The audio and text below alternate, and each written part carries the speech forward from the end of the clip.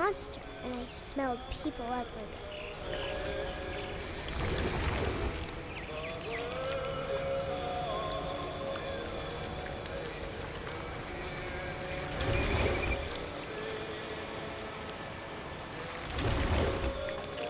I was big, but I moved real quiet.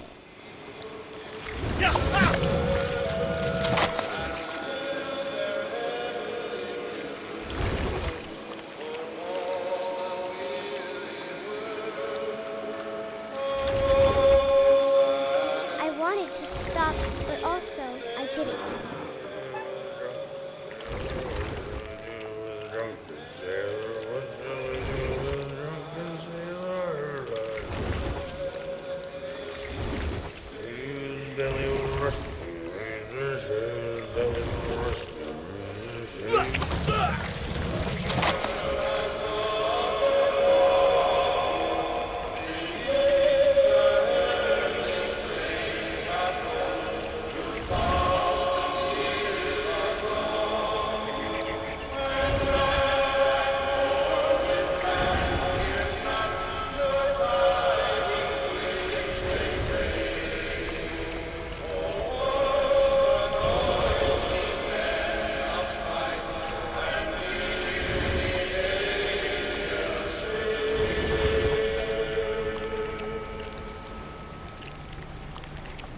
After the last passenger, I was still hungry.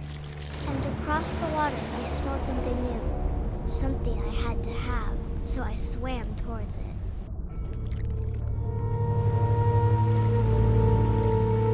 I slithered onto the sand, and the good smell went into an old pipe.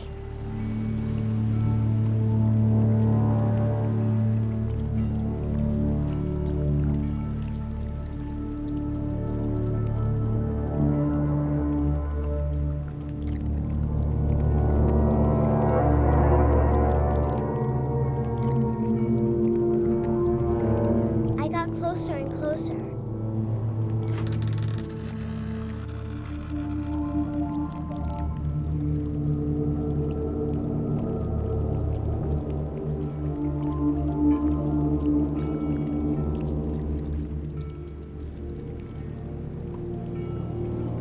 All my stomach started growling. And suddenly, I was me again. I held my breath for a long time, but I couldn't hear anything. I think it's waiting for me to fall asleep. But it's not going to wait much longer. It needs to feed, and we both know I will be delicious.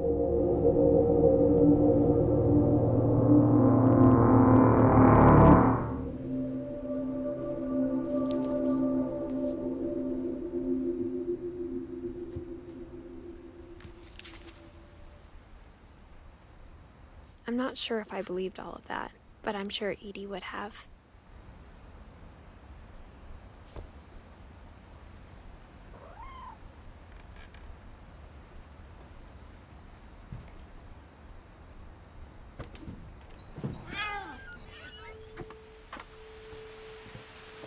This will be obvious later, but my mom never told me any of these stories. Edie would have, but Mom didn't like bringing up the past. Though, when we adopted a stray kitten, she was the one who named it Molly.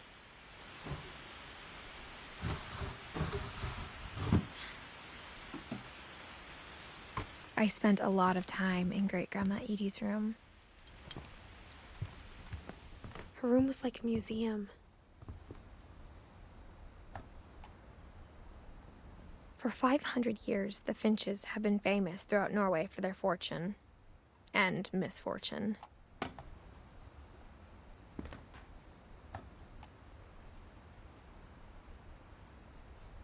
Odin Finch buries the latest victims of the family curse, his wife Ingeborg. On January 7th, 1937, he set sail with his family and his house, hoping to leave the curse behind. But 40-foot waves off the coast of Washington send the house and Odin to the bottom of the sea.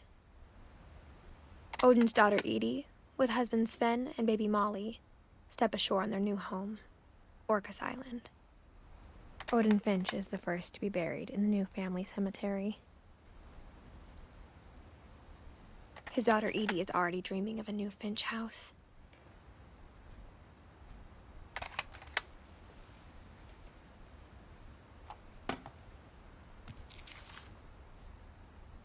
Whatever's wrong with this family, it goes back a long ways.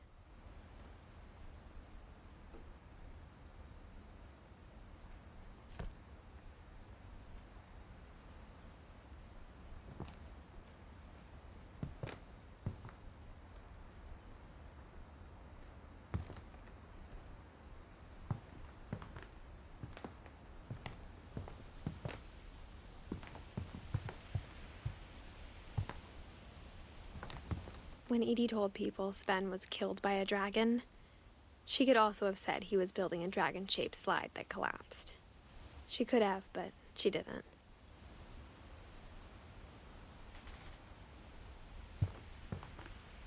One summer, they evacuated the island, but Edie refused to go. For a few weeks, she was a celebrity.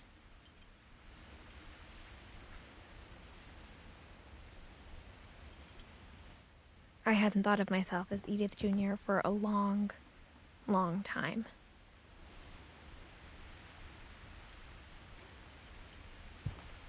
Edie gave a big interview about a mole man living under the Finch house. My mom was furious.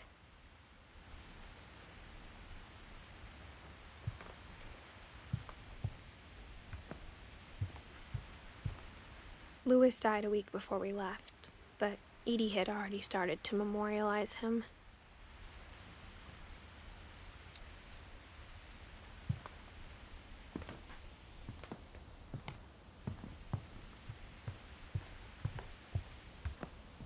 Even in her 90s, sometimes Edie seemed a lot younger than my mother.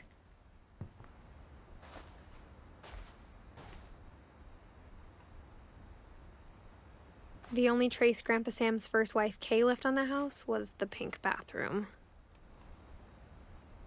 It was a pretty big trace.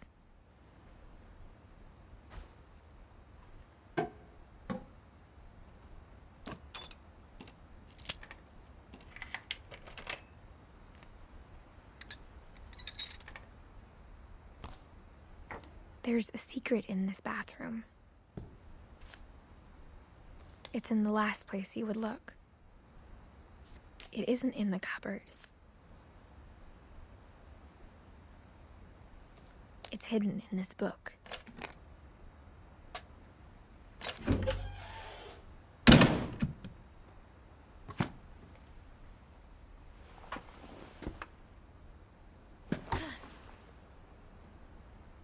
Sven gave Sam an old camera he'd refurbished. He never put it down.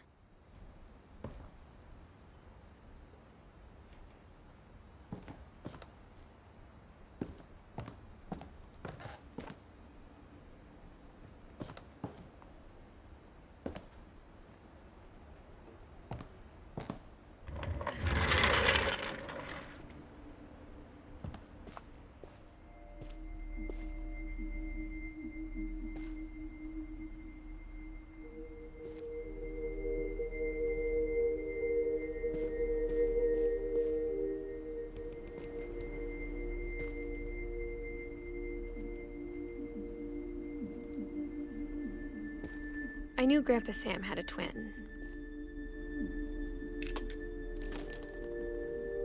And that he never talked about him.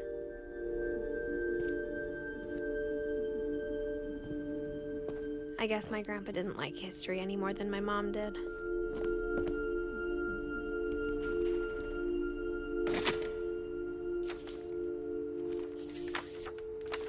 How I Want to Remember My Brother by Sam Finch. The thing I remember is that when he made up his mind, that was it.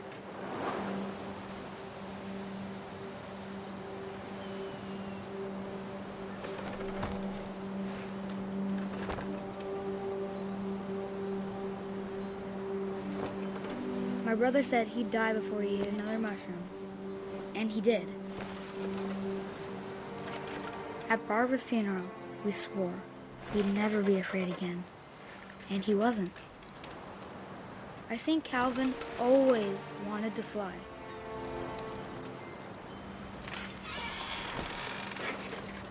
Sam! Calvin! Dinner's ready! Coming! But that day, he finally made up his mind to do it. I told him going around was impossible. Maybe if I hadn't said that, Calvin! I'm not gonna tell you again! maybe if the wind hadn't picked up, then maybe he'd still be here. But I doubt it. I think he'd already made up his mind. That's what I want to remember about my brother.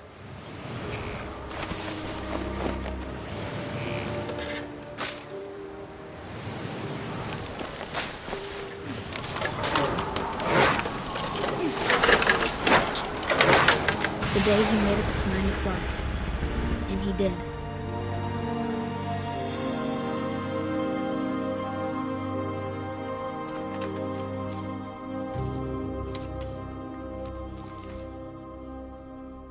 Calvin's story felt strangely familiar. When I was younger, I remember trying to do the exact same thing.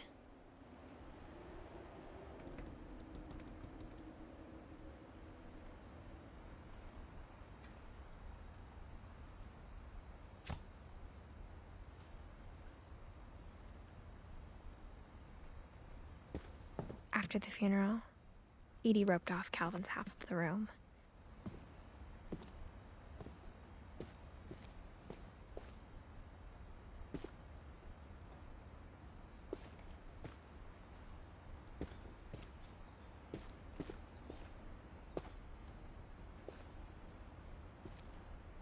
Mom said Grandpa Sam enlisted at 18 and never set foot in the room again.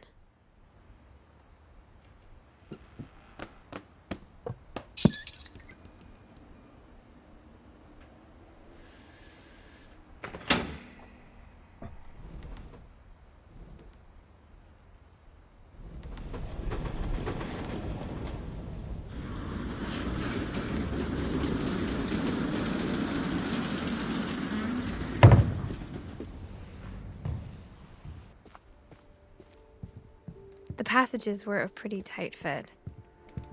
They'd obviously been built for smaller hands and bellies.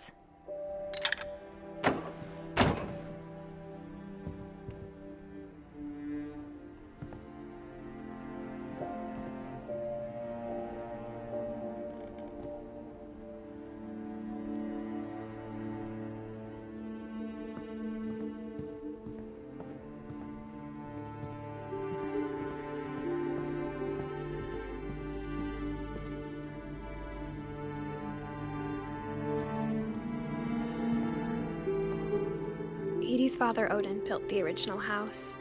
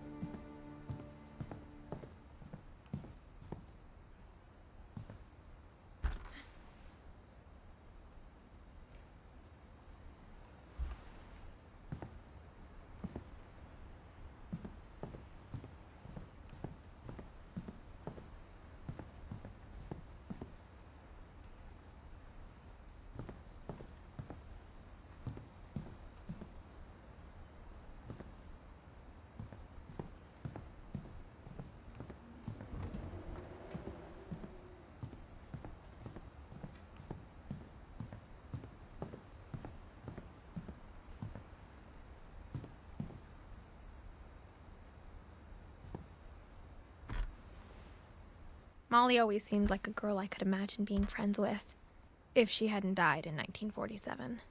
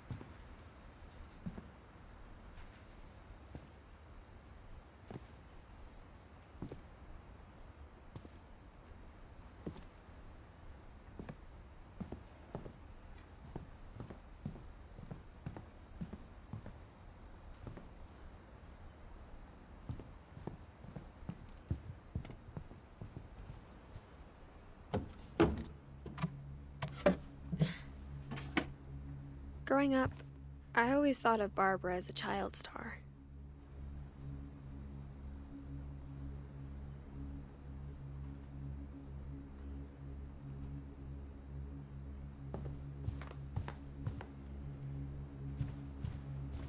I never thought about how hard it must have been for her afterwards.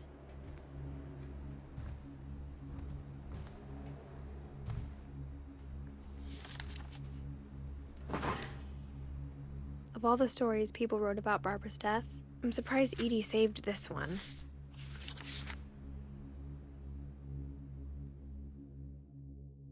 Old Jack here with another ghastly tale inspired by America's most unfortunate family. I'm calling it The Surprise Ending of Barbara Finch.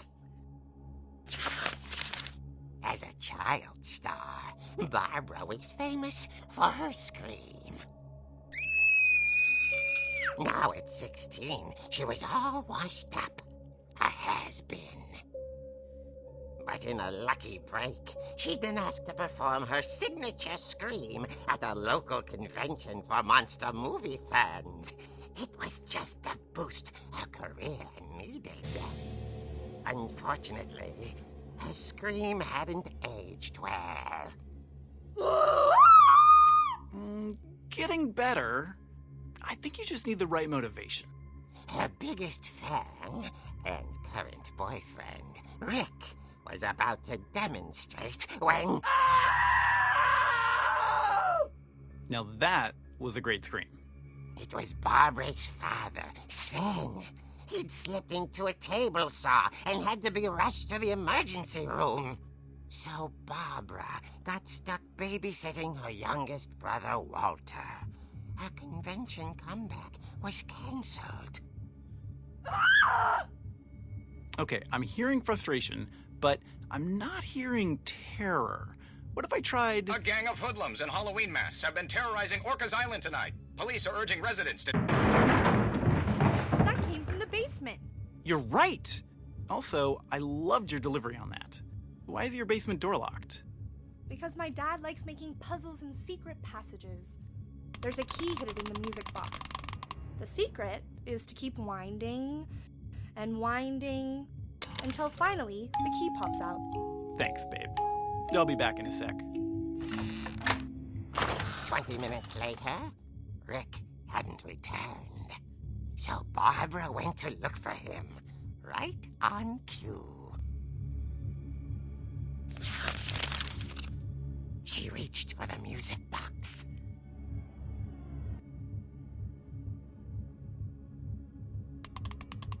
And as she wound the key, she listened for Rick, but the house was silent.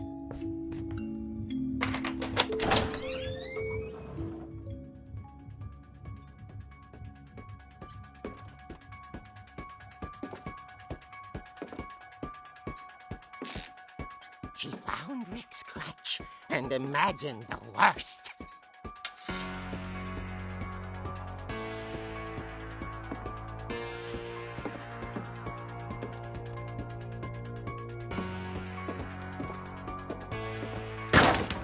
The gang's leader is the infamous Hookman killer, Dr. Carl Hamill, who impaled and then ate his family 10 years ago tonight.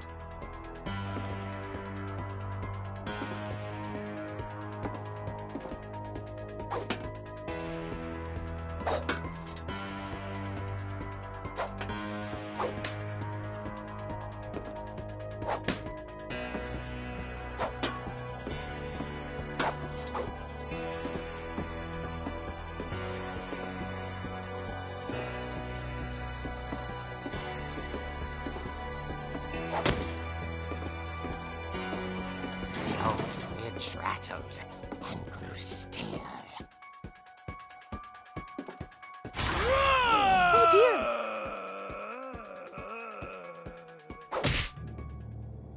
Oh! Rick? Barb, relax. I was just trying to scare you to help you find your scream. Well, I'm not scared, Rick. I'm furious. Then act furious. All I'm getting from you now is that you're hurt and confused and you're... She threw him out, but she kept a little something to remember him by. Barb, have you seen my other crutch? And she was still holding it when she fell asleep watching the late picture show. Hours later... Barbara! Walter, what's going on up there? Ah! Okay, I'm coming up, but if this is a trick, you're dead, Walter.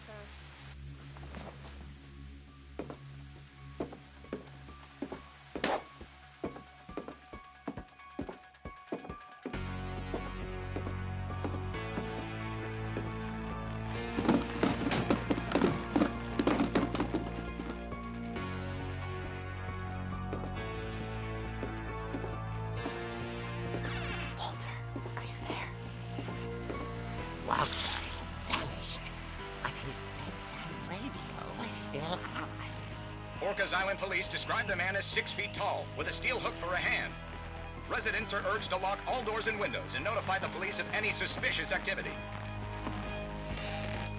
Barbara turned, saw the hook man, and was speechless. He was quite smashing. And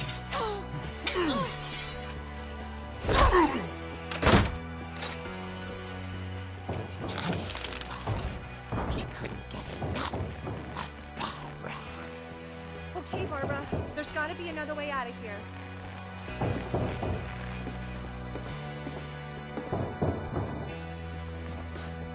That night, she played her part beautifully.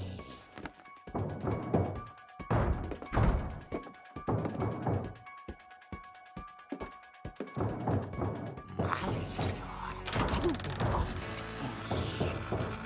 The hinges groaned.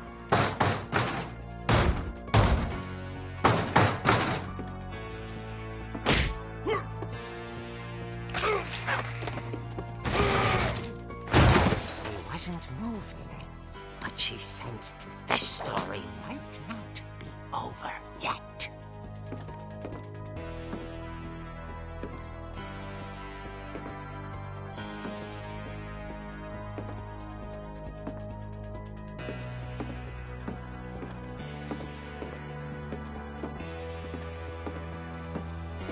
The hookman had vanished. She listened for his breathing, but all she heard was...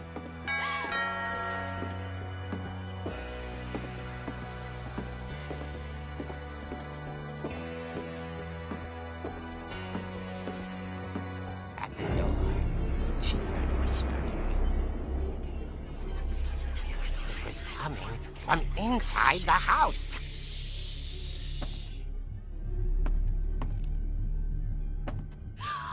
Oh dear. The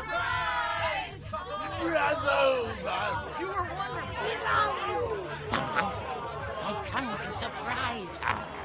For Barbara, it was a dream come true.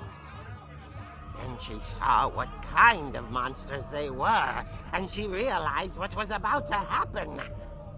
She was going to be famous. And with her final breath, Barbara Finch gave the performance of her life.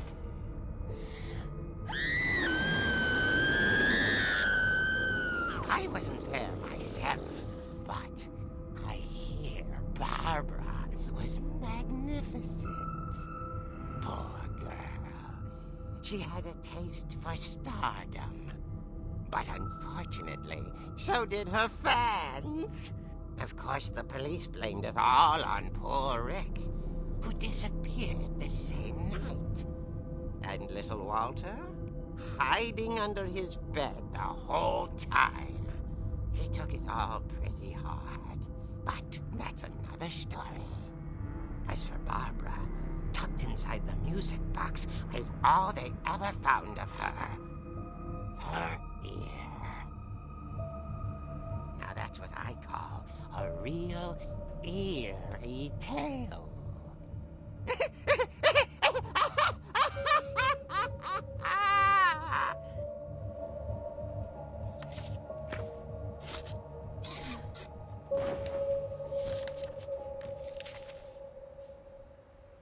Edie told me all Barbara wanted was to be remembered, as absurd as that comic was. Maybe what Edie saw was a happy ending.